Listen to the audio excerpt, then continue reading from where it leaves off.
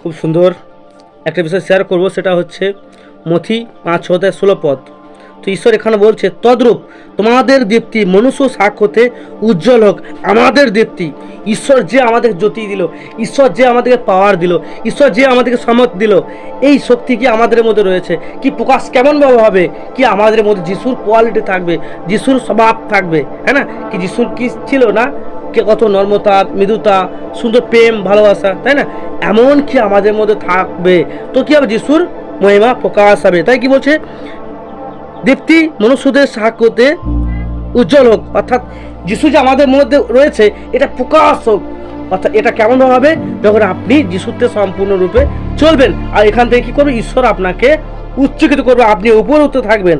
আর কি বলছে, সৎ ক্রিয়া দেখিয়া তোমাদের স্বর্গস্থ পিতার গৌরব হবে। অর্থাৎ যখন আমরা সৎভাবে যিশুতে জীবনযাপন, সৎভাবে ঈশ্বরকে নিয়ে চলবো, আর এর জন্য কী হবে, ঈশ্বর আমাদেরকে একদম উঁচু জায়গায় নিয়ে যায়, ঈশ্বর আমাদেরকে আশীর্বাদ করবে।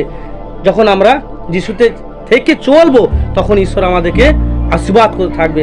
অবশ্যই যে যিশুকে বিশ্বাস করেছেন, অবশ্যই যিশুকে খুব নিজেকে যত্ন করুন, যে যিশু আপনার মধ্যে যে রয়েছে আপনি এটাকে দেখভাল করুন, আপনি যত্ন নেন, অর্থাৎ আপনার জীবন ঈশ্বর অনেক আশীর্বাদ নিয়ে আসবে। আপনি অনেক ভাগ্যবান হয়েছে যে সত্যই যিশুকে পেয়েছেন। যিশু সত্যিকারই ধন্য যে ব্যক্তি যিশুকে বিশ্বাস করেছেন। তো অবশ্যই যিশুকে নিয়ে যখন আপনি চলবেন, আপনার সৎকর্মে দ্বারা ঈশ্বর আপনাকে আশীষ করবে।